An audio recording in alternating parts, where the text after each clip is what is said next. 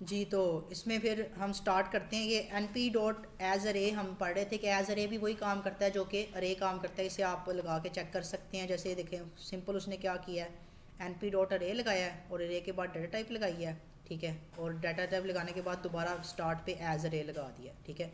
और यहाँ पर वो बता रहा है convert a sequence type into ए नंपाई अरे, ठीक है। तो ये भी सेम टू सेम वही काम कर रहा है जो कि एन पी डॉट अरे करता है। तो चाहे ये लगा लें या वो लगा लें, इतना कोई इसमें डिफरेंस नहीं है, ठीक है, एज अरे के अंदर, ठीक है। अच्छा, नेक्स्ट चलते हैं आगे। अच्छा, ये आ गया हमारा नंपाई अर्थमेटिक ऑपरेशंस। ये क्या होती हैं? जैसे कि हमने नंबर्स में अर्थमेटिक ऑपरेशंस पढ़े थे कि नंबर्स को हम प्लस कर सकते हैं, माइनस कर सकते हैं, मल्टीप्लाई कर सकते हैं, डिवाइड कर सकते हैं, सारे काम हम कर सकते हैं। तो इसी तरह से हम जो अरेज हैं उनके अंदर किस तरह से प्लस माइनस मल्टीप्लिकेशन और डिवीजन कर सकते हैं। दो अरेज को प्लस करवाना, दो अरे को माइनस करवाना, मल्टीप्लिकेशन करवाना, डिवीजन करवाना, ये सारे काम हम किस तरह से कर। दो अरेज का कंपैरिजन करवाना कि दो अरेज में से greater than, less than, equal to, greater than, equal to, not equal to, ये सारे कंपैरिजन्स भी नमपाई के अंदर मौजूद हैं। उनको थ्रू हम नमपाई के मेथड्स को इस्तेमाल करते हुए या सिंपल अलजबरिक ऑपरेशन को इस्तेमाल करते हुए हम क्या कर सकते हैं, नमपाई के अंदर तमाम तर कंपैरिजन्स कर सकते हैं, ठीक है। तो ये सारे अर्थमेटिक ऑपरेटर। तो सबसे पहले हम एडिशन को देख लेते हैं। एडिशन दो से है इसमें, ठीक है। तो यहाँ पर मैं हेडिंग दे देता हूँ कि we are going to arithmetic operation.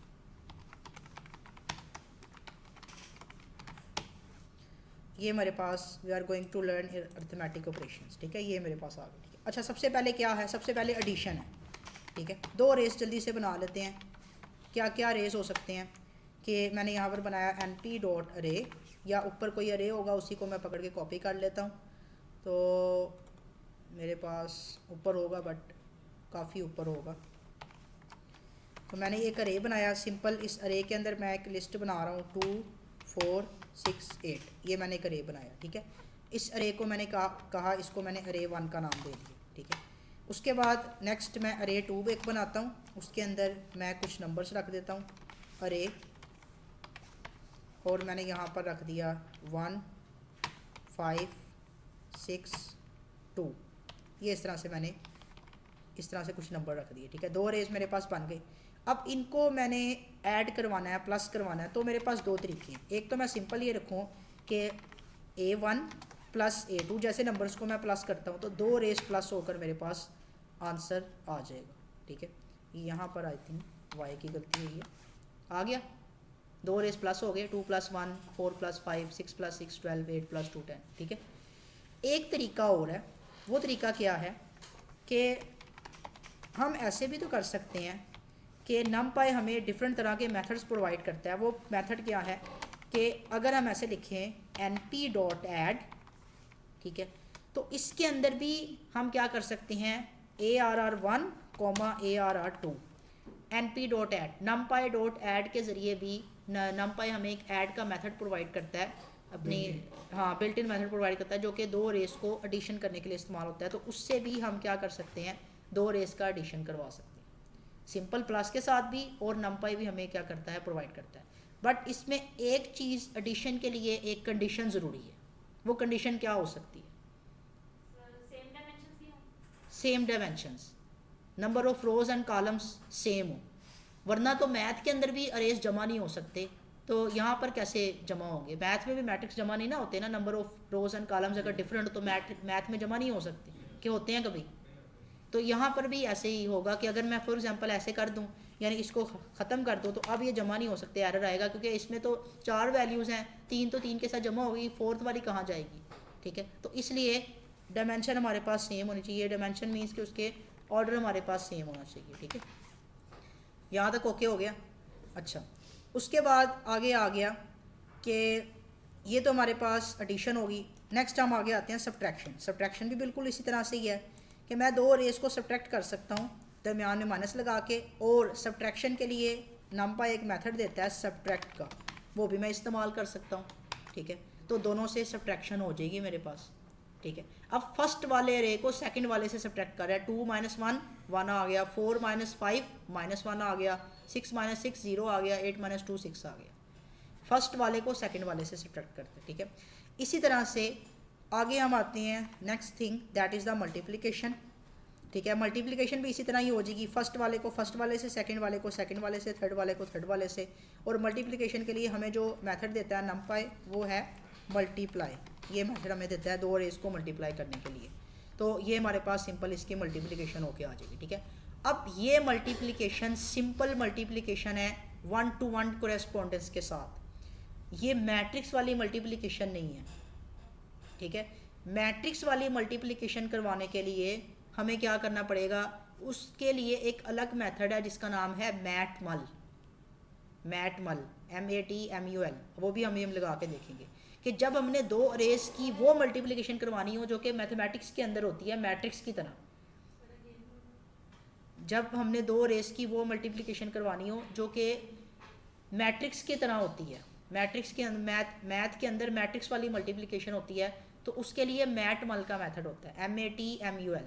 ठीक है, अभी उसको भी हम लगा के देखेंगे यहाँ। ठीक है, तो ये चीज़ जो है ना, ये हमारे पास क्या होती है, मैट्रिक्स सिंपल मल्टीप्लिकेशन, जो कि सिंपल मल्टीप्लिकेशन हमें करके देगी। तो ये सिंपल मल्टीप्लिकेशन है। मैट्रिक्स मल्टीप्लिकेशन वो किसी और तरह होगी। ठीक है, तो यहाँ तक समझ आ गई। अच्छा, मैं इनके कमेंट्स भी चेंज कर दूँ ताकि आप लोगों को कोई मसला ना हो। सब्ट्रैक्शन कर दिया, ये यहाँ पर आ गया मल्टीप्लिकेशन। ठीक है, तो ये सिंपल मल्टीप्लिकेशन अभी हुई है। अब आते हैं मैट्रिक्स मल्टीप्लिकेशन की तरफ कि वो कैसे होती है। तो मैंने इसको यहाँ पे कॉपी किया और यहाँ पे पेस्ट किया। अब आप मुझे ये बताएं कि क्या ये दो मैट्रिक्स यानी ये दो अरेज मैट्रिक्स वाले तरीके से मल्टीप्लाई हो सकते हैं? नो, नहीं ना हो सकते ना। उसकी क्या कंडीशन है? सर ये 1D है, हम्म 1D है इसमें से। नहीं, उसकी कंडीशन होती है एक। हाँ exactly, number of columns is equal to number of rows. First वाले में नंबर ऑफ कॉलम्स सेकंड वाले में is equal to number of rows के बराबर हो। फर्स्ट वाले में कितने कॉलम हैं, इसकी मैं शेप देखता हूँ, पता लग जाएगा। ARR1 डॉट शेप, कितने कॉलम है फर्स्ट वाले में? 4 कॉलम है ना। ठीक है, सेकंड वाले में हमारे पास कितने कॉलम है, शेप देखते हैं।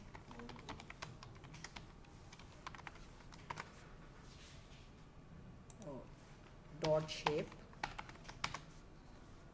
सेकंड वाले में कितने कॉलम है? 4। फर्स्ट वाले के कॉलम सेकंड वाले के किस चीज़ के बराबर होने चाहिए? रो के। तो फर्स्ट वाले में 4 कॉलम है, सेकंड वाले में 4 रोज हैं। 4 रोज नहीं है, तो इसका मतलब सेकंड वाले में क्या होने चाहिए? 4 रोज। तो हम सेकंड वाले में 4 रोज बनाते हैं। ठीक है, अब सेकंड वाले में 4 रोज कैसे बनेगी? सर बाय डिफॉल्ट 0 नहीं कंसीडर कर लें। By default 0। नहीं नहीं, ऐसे नहीं होगा। बाय डिफ़ॉल्ट 0 नहीं, इसमें अगर कुछ ना लिखा हो तो फिर 1 होता है। अब मैं सेकंड वाले में 4 रोज बनाता हूँ।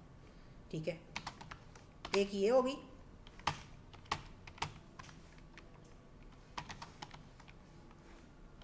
फिर आपको प्रिंट करके भी दिखाऊंगा। ये वैसे मैं वहाँ से भी ले सकता था, लेकिन मैं थोड़ा सा एलेबोरेट करने के लिए। अब चेक करते हैं, आ गई। ठीक है, मैंने एक 2D अरे बनाया क्योंकि 4 रोज़ बनाने के लिए तो मुझे 2D अरे बनाना पड़ेगा ना। कॉलम तो पहले से हैं, तो कॉलम तो 4 हैं, तो 4 रोज़ बनाने के लिए 2D अरे बनाया है पूरा मैट्रिक्स की तरह का। सेकंड वाले में 4 रोज़ आ गई। अब इनको मैं मैट्रिक्स की तरह से मल्टीप्लाई कर सकता हूँ क्योंकि number of columns is equal to number of rows. ठीक है, एक दफ़ा प्रिंट करवा के भी देख लेते हैं ताकि आपको आइडिया हो जाए। तो मैं यहाँ से शेप ख़त्म करता हूँ और यहाँ से भी मैं शेप ख़त्म कर दूँ। ये देख लो ज़रा, थोड़ा सा इसमें गैप। ये देखो 4 रोज़ आ गई और 4 कॉलम्स 1 2 3 4, ऐसे ही है। अच्छा, अब इन दोनों की जो मैट्रिक्स मल्टीप्लिकेशन होगी उससे जो नया मैट्रिक्स बनेगा उसका ऑर्डर क्या होगा? उसका क्या ऑर्डर होगा?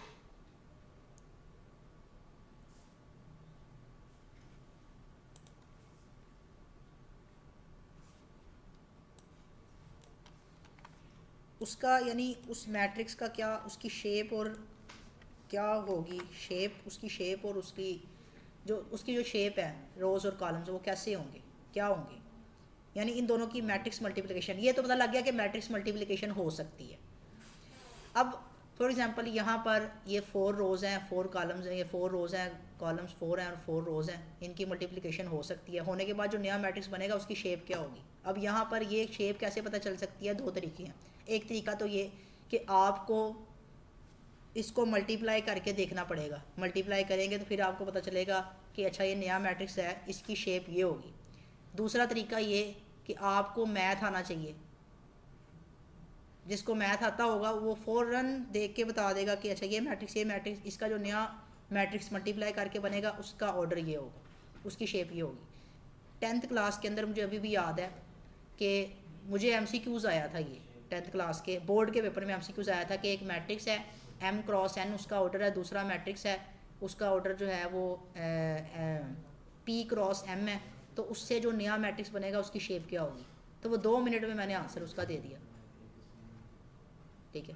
तो वो क्या चीज़ है कि उसका जो ऑर्डर है वो क्या होगा कि इसकी जो शेप है ना, इन दोनों की शेप कॉलम्स और रोज का क्रॉस हो रहा है ना, तो जो बाकी बच रहे हैं ना, पहले वाले में से रो बच रही हैं, वो नए वाले मैट्रिक्स की रो बन जाएगी और सेकंड वाले के कॉलम नए वाले मैट्रिक्स के कॉलम बन जाएंगे। इस चीज़ की समझ आई। फॉर एग्जांपल मैं यहाँ पर लिखता हूँ, ये मैंने शेप लिखा डॉट शेप। ये चीज़ें इसलिए मैं बता रहा हूँ क्योंकि है तो ये मैथ की चीज़ें, लेकिन नॉर्मली ये उसमें बहुत ज़्यादा काम आती है। जब डाटा साइंस में हम मैट्रिक्स की शेप को कंट्रोल कर रहे होते हैं ना, वहाँ पर बड़े मसले पड़ते हैं। जब हम एक शेप अगर आपने सही नहीं दी किसी मैट्रिक्स की, तो आप एक न्यूरल नेटवर्क के ऊपर खपते रहेंगे और न्यूरल नेटवर्क ट्रेन नहीं हो सकता, और आपको पता नहीं लग रहा होता कि न्यूरल नेटवर्क में डाटा क्यों नहीं ट्रेन हो रहा, क्योंकि शेप नहीं सही होती। डाटा सही होता है, सिर्फ शेप नहीं सही दी होती। तो अब इसके 1 को मैंने जो है वो क्या किया, इसके 4 को इस 4 से कंपेयर किया, ऐसे ही है ना। तो जो नया मैट्रिक्स होगा इसके यहाँ पर क्या है 1 उसकी क्या बनेगी, न्यू मैट्रिक्स की रो, ठीक है। यानी 1 यहाँ से आएगा और 4 यहाँ से आएगा, यानी 1 क्रॉस 4 इस तरह से वो मैट्रिक्स का बन जाएगा। इसके कॉलम उठा लेगा, इसकी रोज उठा लेगा, ठीक है। अब इसकी मल्टीप्लिकेशन कैसे करते हैं वो मैं इधर दिखा देता हूँ। उसके लिए मेथड होता है मैट मल का एक मेथड होता है। तो मैट मल का मेथड क्या होता है, मैंने यहाँ पे लिखा ARR1 डॉट मैट मल, या I think NP dot matmul हो, हाँ जी NP डॉट मैट मल। और मैंने यहाँ पे लिखा ARR1 ARR2, हो गई मल्टीप्लिकेशन, दोनों मैट्रिक्स की मल्टीप्लिकेशन होगी, ठीक है। अब ये उसने उस तरह से मल्टीप्लिकेशन की है इन दोनों की जैसे मल्टीप्लिकेशन होती है किस चीज़ की, मैट्रिक्स की। जैसे मैट्रिक्स की मल्टीप्लिकेशन होती है ना, उस तरह से इसने अब इन दोनों की मल्टीप्लिकेशन की है। यहाँ तक किसी को कुछ पूछना हो?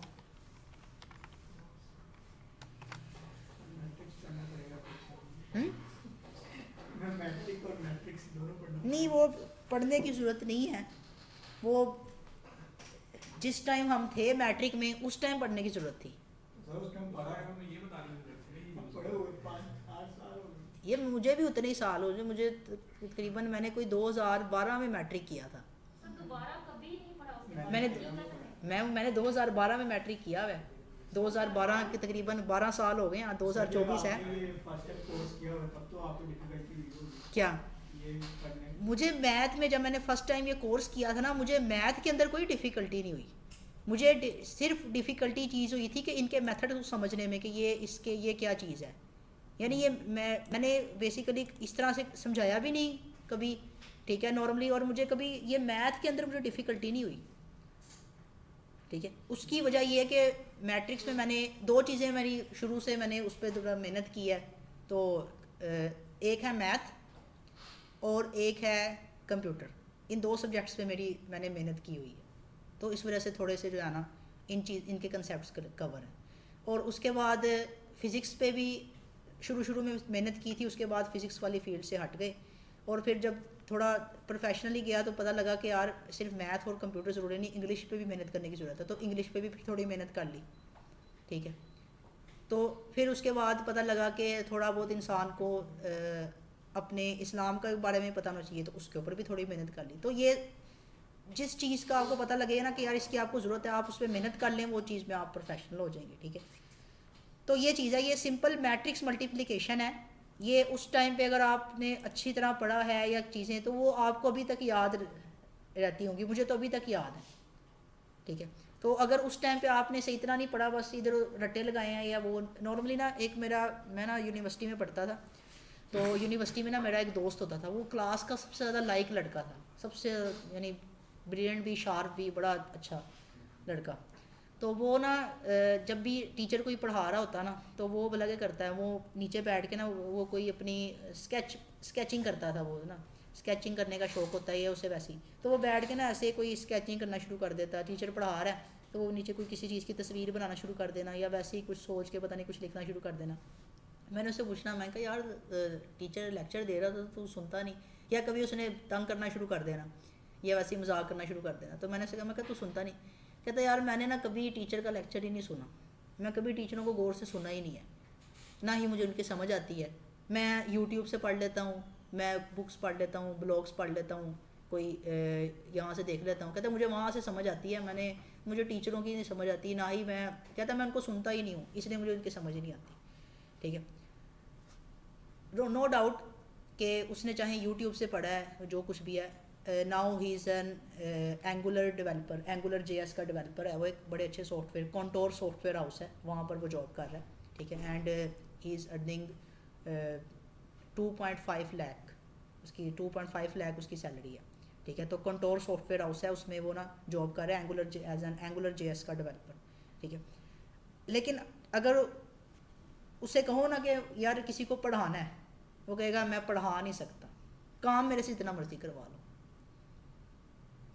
उसकी वजह यह है कि बेसिकली जो चीज़ें होती हैं ना, जो चीज़ें हमें हमेशा याद रखने के लिए ना, हमारा सुनना बहुत अच्छा होना चाहिए। वो चीज़ें जो हमने अच्छी सुनी है ना, वो हमें हमेशा याद रहती हैं। जो चीज़ें हमने अच्छी नहीं सुनी, वो हमें हमेशा याद नहीं रहती, वो हमारे जहन से निकल जाती हैं। तो इसलिए नॉर्मली जब टीचर्स पढ़ा रहे होते हैं, चाहे वो कुछ भी नहीं पढ़ा रहे, आप उनकी बात गौर से सुने। हो सकता है कोई एक बात ऐसी हो जो कि आपके जहन में हमेशा के लिए बैठ जाए, और वही क्वेश्चन 7-8 साल बाद जब आप जॉब लेने जाएं और वही इंटरव्यू में आपसे पूछ ले तो आपको आता हो, ठीक है। वो उसी वजह से आप इंटरव्यू क्लियर कर देते हैं, और कितने इंटरव्यू इसी वजह से क्लियर होते हैं कि लोगों ने चीज़ें पढ़ाई होती हैं। यहाँ पर UET के अंदर, आपको मैं UET की बात बता रहा हूँ, UET के अंदर एक ये टीचिंग फैकल्टीज़ की जॉब आती हैं, टीचिंग फैकल्टीज़, ठीक है। प्रोफेसर्स के जो नीचे होते हैं ना टीचिंग फैकल्टीज़, उनकी जॉब आती हैं, गवर्नमेंट लेवल की जॉब्स होती हैं। तो टीचिंग फैकल्टीज़ जॉब आई, हमारे लैब से काफ़ी लोगों ने अप्लाई किया, तो उनको ना 4 सब्जेक्ट्स उन्होंने बताया कि ये सब्जेक्ट्स में से आपका टेस्ट होगा। ऑपरेटिंग सिस्टम है, ऑब्जेक्ट ओरिएंटेड प्रोग्रामिंग है, डाटा स्ट्रक्चर रूट्स है, ये सारे इनका आपका इंटरव्यू होगा, ठीक है। अब ऑपरेटिंग सिस्टम पे जब आए ना, तो ऑपरेटिंग सिस्टम किसी को नहीं आता था लैब के अंदर, नॉर्मली उस कंसेप्ट नहीं थे। तो उन्होंने कहा कि यार ऑपरेटिंग सिस्टम की कोई बंदा ढूंढो। तो लैब में देखा, उन्होंने कहा यार तुम्हें आता है ऑपरेटिंग सिस्टम? मैंने कहा हाँ ऑपरेटिंग सिस्टम आता है। उन्होंने कहा यार हमारे पास बस 1-2 घंटे हैं, हमें जल्दी से समझा दो। मैंने कहा ठीक है, बुक लेके आओ। वो बुक एक BSc की मंगवाई, वो सारे कंटेंट थे, वो 1 घंटे के अंदर मैंने उन्हें एक एक करके सारे कंटेंट समझा दिया। मैं कहा इसमें ये होता है, ये होता है, समराइज़ करके, ये ऐसे है, ये ऐसे है, ये क्रिटिकल सेक्शन प्रॉब्लम है, ये डाइनिंग फ्लोस्फोर प्रॉब्लम, बेकरी एल्गोरिदम्स वगैरह, ये सारी चीज़ें समझा दी। समझाने के बाद वो गए, जाके उन्होंने इंटरव्यू दिया, इंटरव्यू क्लियर हो गया, टीचिंग फैकल्टी की जॉब भी लग गई, ठीक है। मैंने इसलिए नहीं दिया क्योंकि मेरी उस टाइम भी डिग्री कंप्लीट नहीं हुई थी, तो इस वजह से मेरा एलिजिबल नहीं था, नहीं तो मैंने भी देना था। अब आएगा तो मैं कर दूँ। हाँ, MS में आप इनरोल हो, ठीक है, और आपका इंटरव्यू अच्छा हो, ठीक है। MS में इनरोल हो, MS कंप्लीट ना भी हो, लेकिन बट MS में इनरोल होना ज़रूरी है, ठीक है। तो ये एलिजिबिलिटी है, और MS नॉर्मली UET का ज़्यादा प्रेफर करते हैं वो, ठीक है। तो ये चीज़ है कि वो टीचिंग फैकल्टी के अंदर वो ना हो गई। अब उसने कहा यार कामरान आपके यार ऑपरेटिंग सिस्टम बड़ा अच्छा है, उसकी वजह से हमारी वो हो गई है, सिलेक्शन वगैरह हो गई है, ठीक है। तो ये उसने कहा कहाँ से सीखा है? मैंने कहा सीखा कहीं से नहीं है, ठीक है, नॉर्मली किसी टीचर से भी नहीं सीखा, लेकिन ये है कि ऑपरेटिंग सिस्टम पे मैंने मेहनत की है खुद यूट्यूब के वर्चुअल यूनिवर्सिटी के लेक्चर्स देख के। वो एक एक घंटे के लेक्चर्स होते थे, वो सारे मैं देखता था, शुरू से लेकर एंड तक देखता था, बगैर किसी फॉरवर्ड किए या कोई इस तरह स्पीड वगैरह चेंज किए।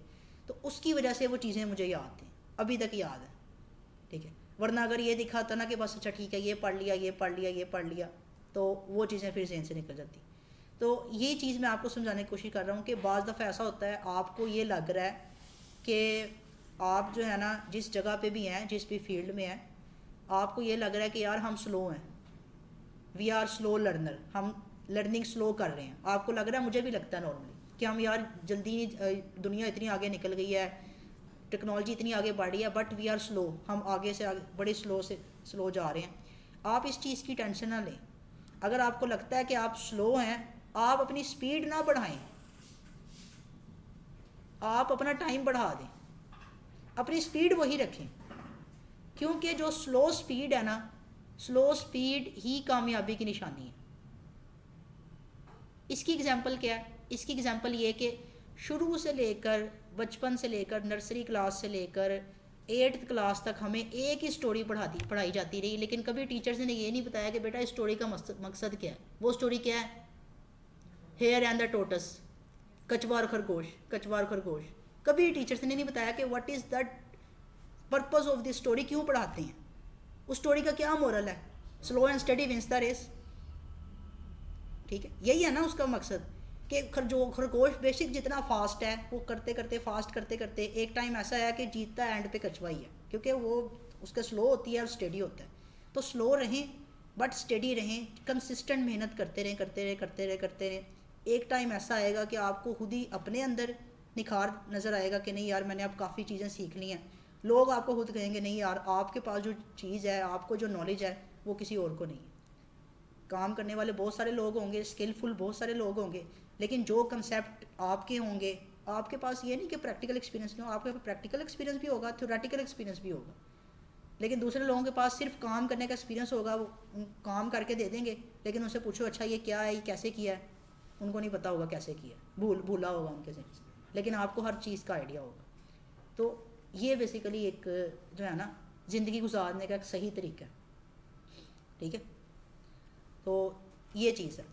अच्छा नॉर्मली अब हम चलते हैं, मैट्रिक्स मल्टीप्लिकेशन की समझ आ गई। ये इसने मैट्रिक्स की तरह मल्टीप्लाई करके और इसने इस तरह से क्या किया, ये चेक कर लिया। अब ये अगर आप में से कोई चेक करना चाहे तो घर जाके आप इसे मैट्रिक्स बना के चेक कर सकते हैं कि इसने सही मल्टीप्लाई किया या नहीं किया, ठीक है। तो अभी भी वैसे कर सकते हैं अगर अभी करना चाहें कि 2 यानी क्या करता है वो, रोज़ और कॉलम्स पकड़ता है ना ऐसे। तो 2 + 1 यानी 2 × 1 2 हो गया, प्लस 4 × 1 4 6 हो गया, प्लस 6 × 1 6 हो गया, प्लस 8 × 1 8।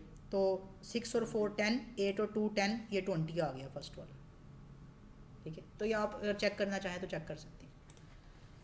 अच्छा उसके बाद सब्ट्रैक्शन हमने पढ़ ली। डिवीजन भी ऐसे ही होगी सिंपल। डिवीजन में क्या होगा, कोई रॉकेट साइंस नहीं है। फर्स्ट वाले को फर्स्ट वाले से डिवाइड करेगा, सेकंड वाले को सेकंड वाले से डिवाइड करेगा, थर्ड वाले को थर्ड वाले से। मैट्रिक्स के अंदर मैट्रिक्स वाले तरीके से मल्टीप्लिकेशन होती है, लेकिन मैट्रिक्स की जो डिवीजन, दो मैट्रिक्स की डिवीजन, उसका कोई फार्मूला है? दो मैट्रिक्स को डिवाइड करने का कोई तरीका है कोई?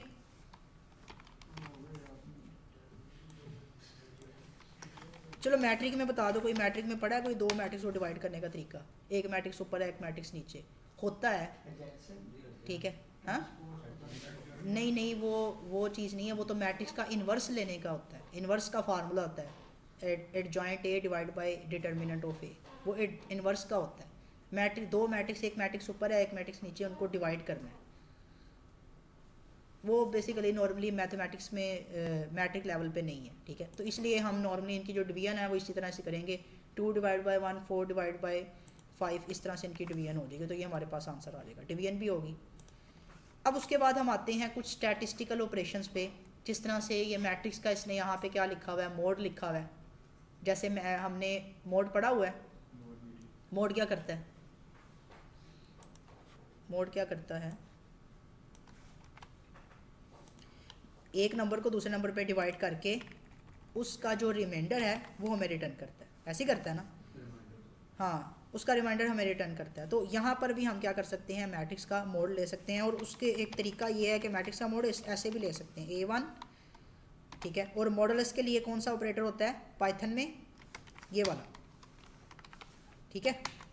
तो इस तरह से भी हम ले सकते हैं। तो यहाँ पे हम लिख रहे हैं np.mod, और जो मॉडुलस वाला ऑपरेटर है वो भी हम इस्तेमाल कर सकते हैं, जो जैसे कि अब मैथ में इस्तेमाल करते हैं मॉडुलस वाला, एक नंबर को दूसरे नंबर से डिवाइड किया, जो रिमाइंडर आएगा ना वो आंसर देगा। तो वो रिमाइंडर हम इस तरह भी निकाल सकते हैं, और नंपाई रे भी हमें क्या करता है, वो प्रोवाइड करता है। और उसका एक और मेथड भी है मॉडुलस से हट के, वो क्या है, वो है हमारे पास रिमाइंडर, के मॉड भी लगा सकते हैं और ऐसे भी लिख सकते हैं रिमाइंडर, ये भी हमें वही सेम आंसर देगा, ठीक है। तो नमपाई ने ये दो अपने पास मेथड्स रखे हैं, मोड भी है और रिमाइंडर भी है, ठीक है। उसके बाद ये असाइनमेंट है, ये आप लोग ने करनी है, ये 10 क्वेश्चंस हैं, ये आप लोग कर लेना, ठीक है। नेक्स्ट आते हैं कंपैरिजन ऑपरेटर्स में कौन कौन से हैं, greater than, equal to, not equal to, less than equal to, not equal to, ये सारे के सारे कंपैरिजन ऑपरेटर। जिस तरह से दो नंबर्स का कंपैरिजन कर रहे होते थे, इफ़ में कंपैरिजन करते थे ना, इसी तरह से जब हमने अरे का कंपैरिजन करना हो तो कंपैरिजन कैसे होगा, फर्स्ट वाला फर्स्ट वाले से, सेकंड वाला सेकंड वाले से, थर्ड वाला थर्ड वाले से, फोर्थ वाला फोर्थ वाले से, ठीक है। तो इस तरह से इनके क्या होंगे, आपस में कंपैरिजन होंगे, ठीक है। फर्स्ट वाला फर्स्ट से, सेकंड वाला सेकंड से, थर्ड वाला इस तरह से।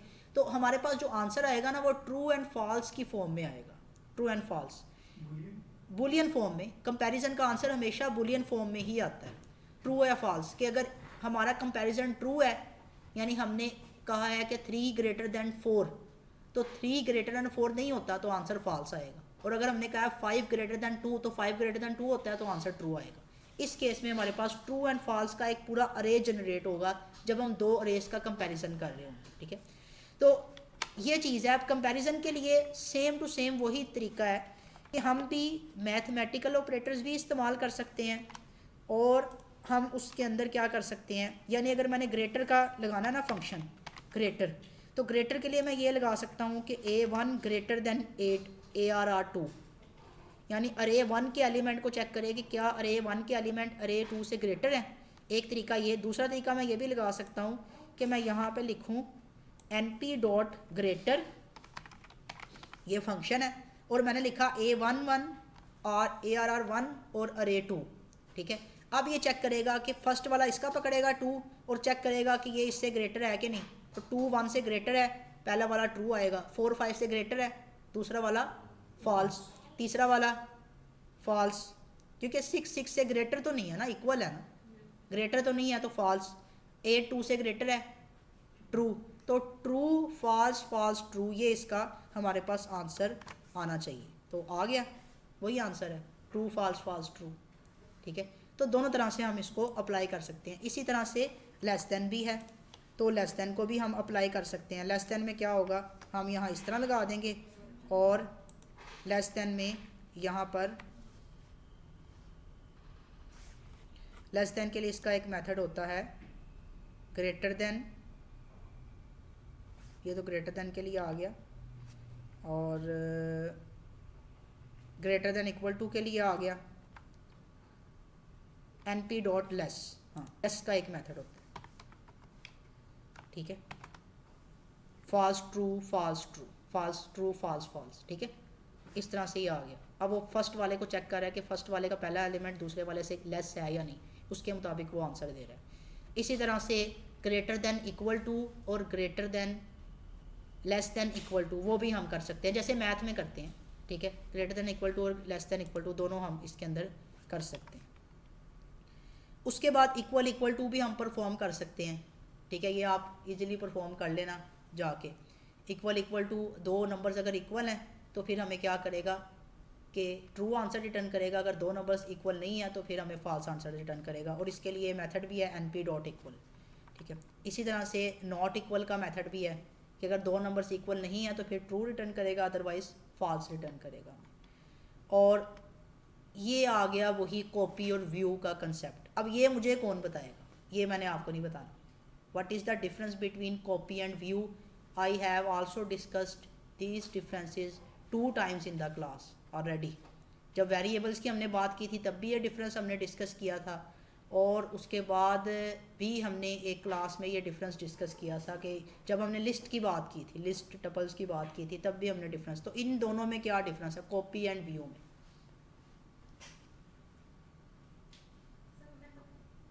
एक मिनट, हाँ जी, बॉयज़ में से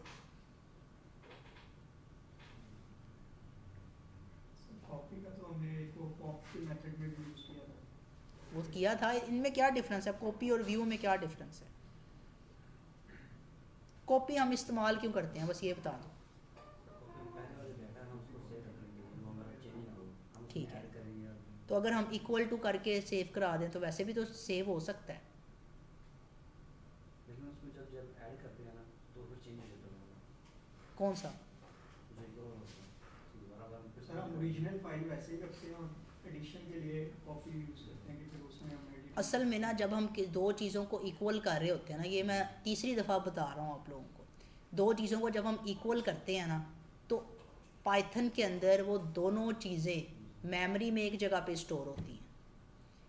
एक चीज़ में चेंज करेंगे तो दूसरी भी चेंज हो जाएगी, ठीक है। जब दो चीज़ों को हम इक्वल करते हैं, और इसकी एग्जांपल्स लिस्ट में भी है, वेरिएबल्स में भी दे चुके हैं, कोड में भी होगी, यहाँ पर मौजूद होगी गिटहब पे, कि जब दो चीज़ों को इक्वल करते हैं तो मेमोरी में वो दोनों चीज़ें एक ही जगह पे स्टोर होती हैं। वो दो अलग अलग चीज़ें नहीं होती, वो एक ही चीज़ होती है, उसके नाम दो हो जाते हैं। मैंने लिखा x इज़ इक्वल टू एक अरे बनाया 1 2, और मैंने लिखा y is equal to x, तो अब अरे एक ही बनेगा 1 2, उसके नाम दो हो जाएंगे, y और x दोनों। अब मैं अगर x में चेंज करूँगा तो डाटा तो एक ही है ना, तो y भी चेंज हो जाएगा। ये इक्वल का नुकसान होता है, पाइथन में ये चीज़ है। उसके लिए हम क्या करते हैं, कॉपी इस्तेमाल करते हैं। कॉपी से ये होता है कि जब हम कॉपी करते हैं ना, मैं लिखूँगा x डॉट कॉपी और फिर इज़ इक्वल टू y लिखूँगा, तो x अलग होगा किसी मेमोरी में, y अलग होगा। अब x को चेंज करने से y चेंज नहीं होगा। और अगर मैं ये चाहता हूँ कि x को चेंज करने से y चेंज हो, तो एक तरीका तो ये है कि मैं इक्वल टू करके कर लूँ, लेकिन इक्वल टू में डाटा एक ही जगह पे स्टोर होता है। मैं ये चाहता हूँ कि डाटा अलग अलग जगह पे स्टोर हो, लेकिन x में जो चीज़ आ रही हो y में भी वही चीज़ चेंज हो रही हो, रिफ्लेक्ट हो रही हो, तो फिर मैं व्यू का इस्तेमाल करता हूँ। इसे हम कहते हैं शैलो कॉपी और डीप कॉपी, ठीक है। ये दो कंसेप्ट हैं, डीप को शैलो कॉपी, यानी कॉपी जब हम करते हैं तो इसका मतलब ये शैलो कॉपी हुई है। x में चेंज करेंगे तो y में चेंज नहीं आएगा, और व्यू जब करते हैं तो फिर उसका मतलब वो एक तरह की डीप कॉपी हुई है कि x को चेंज करेंगे तो y में चेंज आएगा। इसे आप इस सिंपल इस तरह से समझ लें कि व्यू का मतलब क्या है, व्यू जो नज़र आ रहा है, तो असल जो चीज़ होगी नज़र वही आएगा ना, जो रिफ्लेक्शन होता है किसी भी इंसान का। शेडो जो होता है, शेडो एक इंसान है तो उसका इंसान ही बना आएगा सामने, और अगर एक हॉर्स है, घोड़ा अगर एक है तो उसका शेडो घोड़ा ही नज़र आएगा, इंसान तो नहीं नज़र आ सकता। तो व्यू ये चीज़ है, ठीक है। तो ये दोनों में डिफरेंस है। अब ये मैं इसकी एग्जांपल नहीं अब करके दिखा रहा क्योंकि ऑलरेडी 2 टाइम्स इसकी एग्जांपल हो चुकी हैं, गिटहब पे कोड में भी पड़ी होंगी। अगर आपको एग्जांपल देखनी है तो आप वहाँ पे जा सकते हैं, वहाँ जाके देख सकते हैं, और अरे में आप उसको खुद इम्प्लीमेंट करके देखें, क्योंकि ये तीसरी दफ़ा बताया जा चुका है, ठीक है। तो ये इन दोनों में डिफरेंस है। ये उसने यहाँ पर भी एग्जाम्पल दी हुई है, ठीक है। और ये एग्जाम्पल अब आप खुद एक्सप्लोर करेंगे, ID निकाल के, ये निकाल के। आप क्या नाम है, आपको पता है ना कॉपी और उसका व्यू का क्लास में पहले बताया हुआ ना? हाँ बस ठीक है, सिर्फ कंफर्मेशन लेनी थी ना कि मैं पहले बताया नहीं कि, तो ये मैं इसके बताया हुआ है, ये आप खुद ही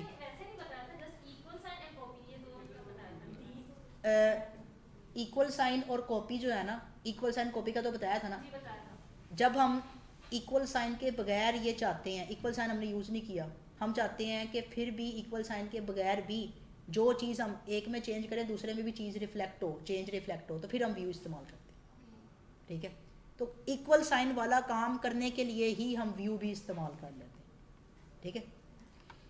अच्छा, उसके बाद ये उसने कॉपी का भी दिया हुआ है, ये भी आप खुद करेंगे, व्यू वाला भी खुद करेंगे, क्योंकि ये वही चीज़ है जो लिस्ट में पड़ी हुई है और बस चेंज है।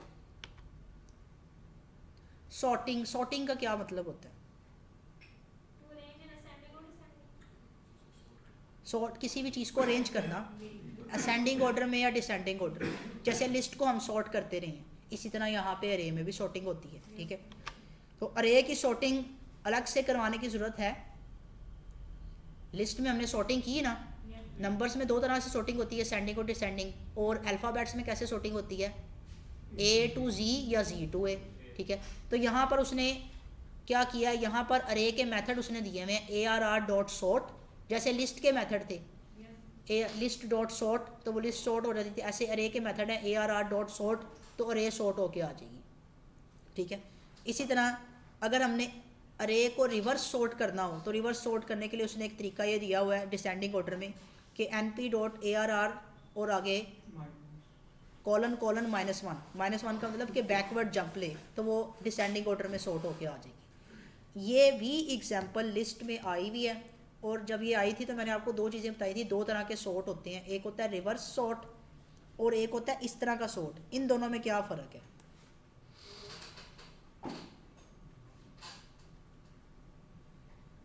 ये तो ऑर्डर में आ रहा है, रिवर्स में तो टोटल रिवर्स करना है जैसी भी अरेंजमेंट हो उसकी। एक मिनट, दो तरह के सॉर्ट होते हैं ना, एक रिवर्स सॉर्ट होता है, यानी हमने एक होता है रिवर्स और एक होता है ये वाला सॉर्ट। इन दोनों में क्या डिफरेंस है?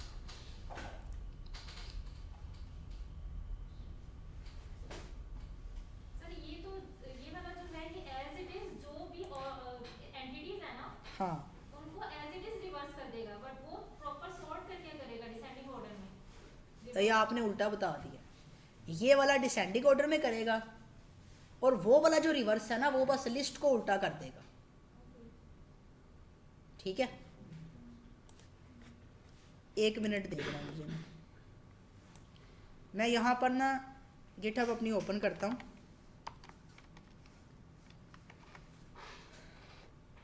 और गिटहब पे आपकी जो रेपो है वो किक्स कोर्स के नाम से है, उसको मैं ओपन करता हूँ।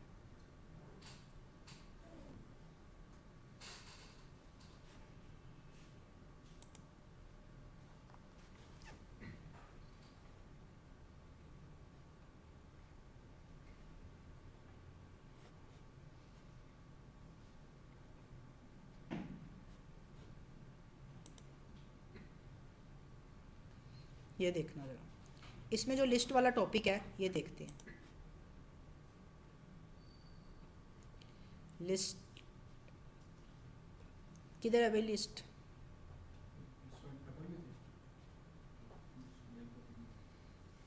ये, ठीक है। इसके वीडियो भी पड़ी होगी।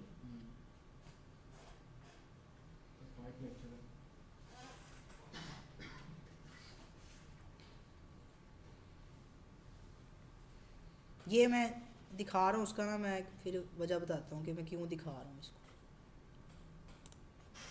आगे बस हमारे यही टॉपिक रह गए, हाँ बस ये ख़त्म हो जाएगा आगे। ये बस इसकी मैं वजह बता रहा हूँ कि मैं क्यों दिखा रहा हूँ। चल लोड हो जाओ।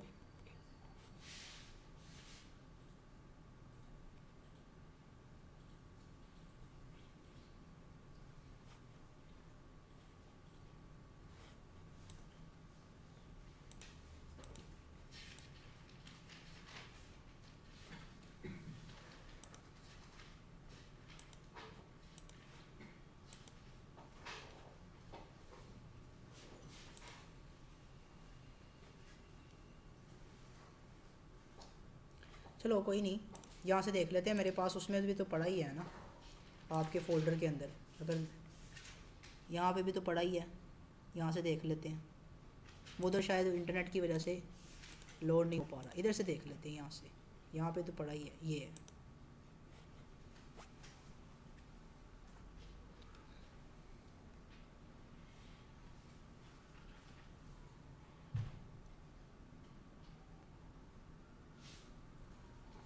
ये देखो, ये मैंने जब लिस्ट करवाई थी, ये एडवांस 2D लिस्ट टपल्स, ठीक है, और यहाँ पर ये चीज़, ये सॉर्ट करवाया, सॉर्ट है ना, सेम उसी तरह ही जैसे अरे सॉर्ट हो रहा है। और ये मैंने ये भी बताया था कि रिवर्स क्या होता है, अरे डॉट सॉर्ट, इसमें रिवर्स पैरामीटर ट्रू देंगे तो इससे क्या होगा। और जब हम ये काम करेंगे सिंपल, वो भी मैंने इधर ही बताया था कि जब हम उसको रिवर्स लिखेंगे ना, यहाँ पर वो शायद ख़त्म हो गया, यह भी मैंने बताया था कि जब हम सिंपल ऐसे लिखेंगे ना, ऐसे सिंपल के रिवर्स का मेथड लगाएंगे बिल्ट इन और उसके अंदर फ्रूट्स पास करेंगे तो उससे क्या होगा, ठीक है। ये 3 डिफरेंस बताए थे। एक है सॉर्टिंग, सॉर्टिंग का मतलब कि सबको एक असेंडिंग ऑर्डर में सॉर्ट कर दे। एक है sorting with descending order, sorting with descending order का मतलब है कि सॉर्ट करे लेकिन डिसेंडिंग ऑर्डर में सॉर्ट कर दे। अगर मेरे पास 5 नंबर है 1 2 3 4 5, तो इनको अगर सॉर्ट करेंगे तो हम, या मेरे पास 5 नंबर हैं 2 3 4 5 1, इनको अगर सॉर्ट करेंगे तो ये हो जाएगा 1 2 3 4 5। और अगर इनको सॉर्ट करेंगे डिसेंडिंग ऑर्डर में तो फिर हो जाएगा 5 4 3 2 1। लेकिन अगर इसको हम रिवर्स करेंगे तो जो मेरे पास 5 नंबर है ना, वो पूरे के पूरे उल्टे हो जाएंगे, यानी लास्ट वाला पहले पे, सेकंड लास्ट वाला सेकंड पे, थर्ड लास्ट वाला थर्ड पे, इस तरह से उल्टे हो जाएंगे, सॉर्ट नहीं होंगे। ये इन 3 चीज़ों में डिफरेंस है। अब ये जो स्लाइड्स यहाँ पर आई है ना, ये वाली, ये स्लाइड्स में ये यहाँ पर सॉर्टिंग हो रही है जैसे लिस्ट में होती थी सिंपल, जैसे लिस्ट का नाम लिखा डॉट सॉर्ट, आगे इसी तरह से अरे का नाम लिखा ARR डॉट सॉर्ट, सॉर्टिंग हो गई, अरे सॉर्ट हो गया। इसी तरह अगर हमने अरे की सॉर्टिंग करनी हो डिसेंडिंग ऑर्डर में तो उसका ये तरीका है कि NP डॉट सॉर्ट और आगे हम ये लिख दें कॉलन कॉलन -1, इससे वो डिसेंडिंग ऑर्डर में सॉर्ट हो जाएगी।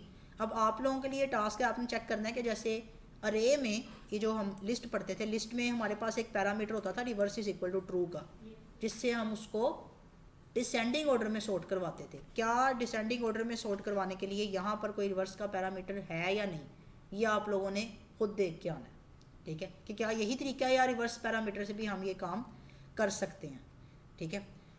उसके बाद आता है एक्सिस इज इक्वल टू 0, ये चीज़ इंपॉर्टेंट है। ये चीज़ क्या है कि फॉर एग्जांपल मैंने एक अरे बनाया है, उस अरे की जो सॉर्टिंग है, एक मैट्रिक्स है 2 बाई 2 का एक अरे है, उसकी सॉर्टिंग 2 तरह से हो सकती है। एक मैट्रिक्स जो है ना, उसकी सॉर्टिंग 2 तरह से हो सकती है, या तो उसकी रोज़ सॉर्ट हुई हों या उसके कॉलम सॉर्ट हुए हों, 2 तरह से हो सकते हैं ना, या तो रोज़ सॉर्ट हुई हों या कॉलम सॉर्ट हुए हों। तो यहाँ पर 2 इसने मेथड दिए हैं कि सॉर्ट जब हम करते हैं ना एक 2D मैट्रिक्स को, तो उसके अंदर 2 तरह से क्या होता है, इसको कॉपी करके मैं यहाँ पर नोटबुक पे भी ले आता हूँ। ये देखो, मैंने यहाँ पर लिखा, ये एक सिंपल अरे है। अब इसको अरे को प्रिंट करवाते हैं, ARR 2D, ये अरे प्रिंट होगा। और उसके बाद मैंने लिखा प्रिंट, ये चीज़ आ गई। तो अब इसमें देखो 8 7 1 2, इसमें कितनी रोज़ हैं, कॉलम्स 4।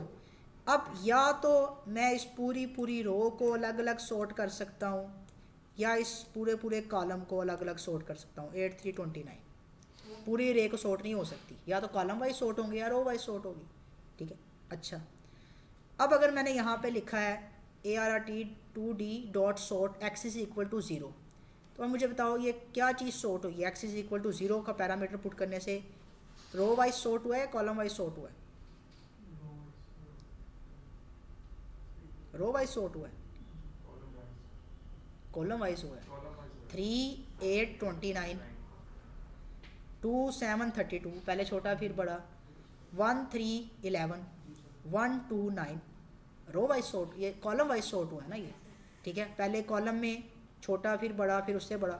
अच्छा, अब अगर मैं इसको चाहता हूँ कि ये नहीं ऐसे ना हो, ये रो वाइज सॉर्ट हो, तो मुझे एक्सिस को क्या करना पड़ेगा 1, मैं एक्सिस को 1 कर दूँगा। अब ये जो है ये जितना भी अरे है ये रो वाइज सॉर्ट होगा। अब देखो रो वाइज सॉर्ट हुआ है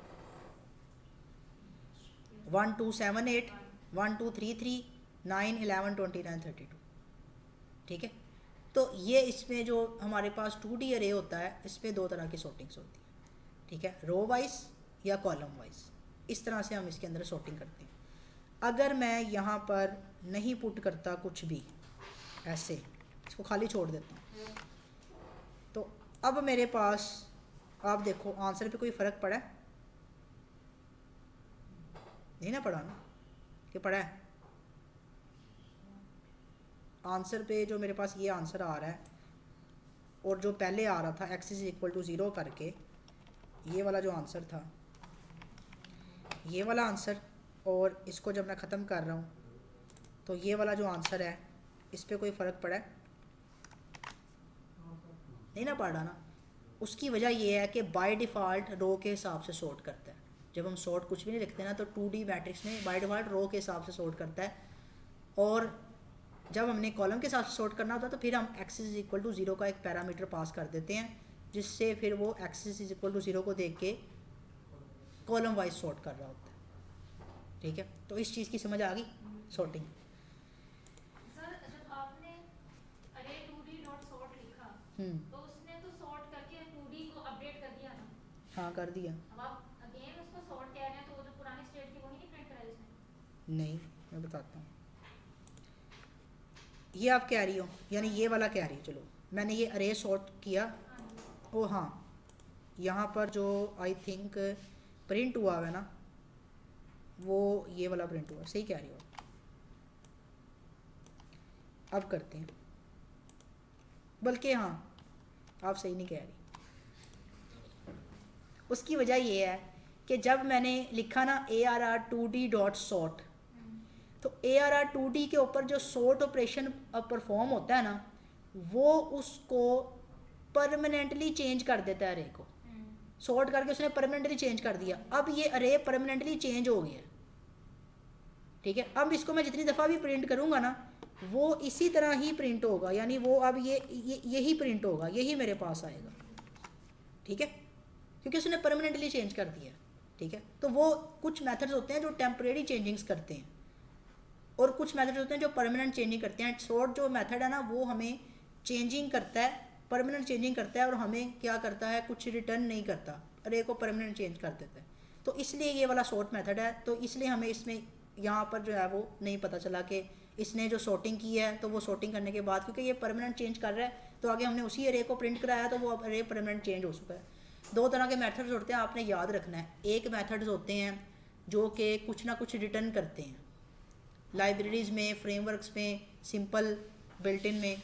एक वो मेथड होते हैं जो कुछ ना कुछ रिटर्न करते हैं, और एक वो मेथड होते हैं जो कुछ ना कुछ भी रिटर्न नहीं करते। जो मेथड कुछ रिटर्न कर रहे होते हैं ना वो नॉर्मली क्या करते हैं, टेम्परेरी चेंजेस करते हैं। जो मेथड कुछ रिटर्न कर रहे होते हैं वो क्या कर रहे होते हैं, कोई ना कोई टेम्परेरी चेंजेस करते हैं, परमानेंट चेंजेस नहीं करते जो मेथड कुछ रिटर्न कर रहे होते हैं। और जो मेथड कुछ रिटर्न नहीं कर रहे होते वो परमानेंट चेंजेस करते हैं। तब ये जरा कीजिएगा अरे 3 = अरे कौन सा? जरा कॉपी करवाइएगा अरे 3 = अरे 2D। अरे 3 = अरे 2D डॉट सॉर्ट यहाँ पे करें, क्या वो नहीं कह रहा रिटर्न कर रहा कुछ? ये बेसिकली अरे के अंदर एक ऑपरेशन परफॉर्म करके अरे को सॉर्ट कर रहा है। इसने अरे को सॉर्ट कर दिया। अब जब अरे को सॉर्ट कर दिया तो अब अरे 2D जो है ना, इसमें मैं आपको दिखा देता हूँ, ये कुछ नहीं रिटर्न करेगा, नन। देखो अगर तो ये कुछ रिटर्न करता होता तो मेरे पास 3D में कुछ आना था। उसने रिटर्न नहीं किया, वो ऑपरेशन परफॉर्म करके अरे को परमानेंट चेंज कर रहा है, रिटर्न कुछ नहीं कर रहा, ठीक है। तो जो मेथड कुछ रिटर्न नहीं कर रहे होते हैं ना वो नॉर्मली क्या कर रहे होते हैं कि किसी चीज़ में परमानेंट चेंज कर रहे होते हैं, ठीक है। और जो परमानेंट चेंज नहीं करते वो टेम्परेरी चेंज करके हमें एक चीज़ रिटर्न कर रहे होते हैं। वो चीज़ हम प्रिंट करवा देते हैं, लेकिन एक्चुअल में जो अरे होता है, एक्चुअल में जो डाटा होता है वो चेंज नहीं हुआ होता, ठीक है। तो दो तरह के मेथड्स होते हैं, तो इनका हमें पता होना चाहिए कि कौन से परमानेंट चेंज कर रहे हैं और कौन से टेम्परेरी चेंज कर रहे हैं। जिस तरह से एक पॉप का मेथड है वो रिटर्न करता है, ठीक है, और रिमूव का मेथड है वो रिटर्न नहीं करता। इस तरह के बहुत सारे मेथड्स हैं जो कि एक परमानेंट चेंज करते हैं, कुछ होते हैं जो टेम्परेरी चेंज करते हैं। जब हम ये डाटा फ्रेम पढ़ेंगे पांडास, तो उसमें तो पूरा एक इसके ऊपर ही जिसे कह लें कि एक पूरी की पूरी पांडास डेवलप हुई है कि पांडास के अंदर तमाम मेथड्स डाटा फ्रेम वगैरह के वो टेम्परेरी चेंजेस करते हैं, परमानेंट नहीं करते। परमानेंट के लिए हमें फिर बताना पड़ता है उसे कि परमानेंट चेंजेस करो, ठीक है। तो यहाँ तक क्लियर हो गया। तो उसके बाद यहाँ तक ही हमारा आज का लेक्चर था।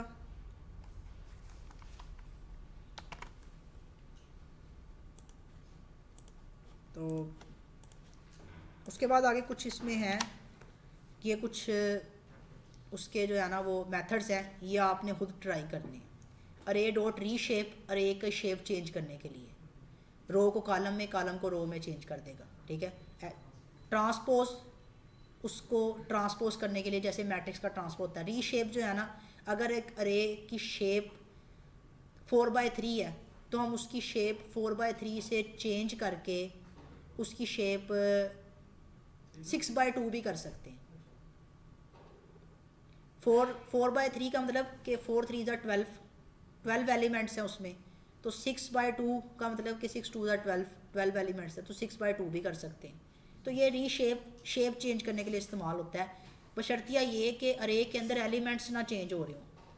4/3 का मतलब कि 12 एलिमेंट्स हैं, तो 12 एलिमेंट्स के साथ आप कोई भी शेप उस अरे की रीशेप करके लगवा सकते हैं, ठीक है। तो ये आपने खुद करना है। इसी तरह ये डॉट np डॉट ये डॉट प्रोडक्ट्स के लिए इस्तेमाल होता है।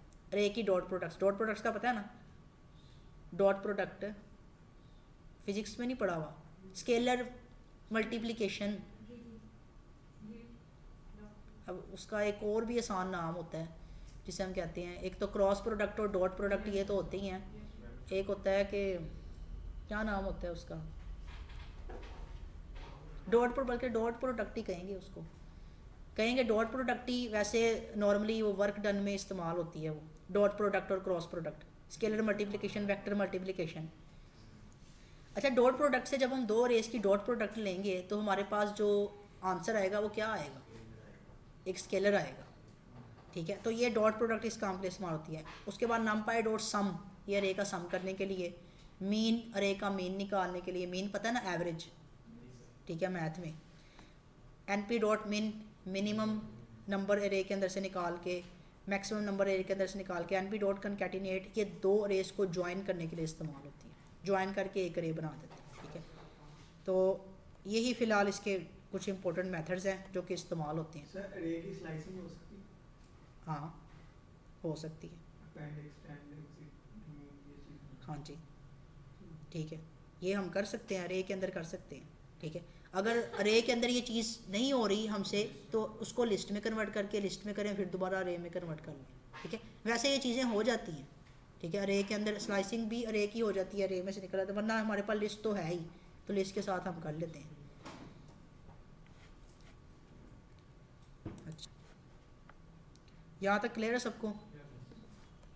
चलो ठीक है।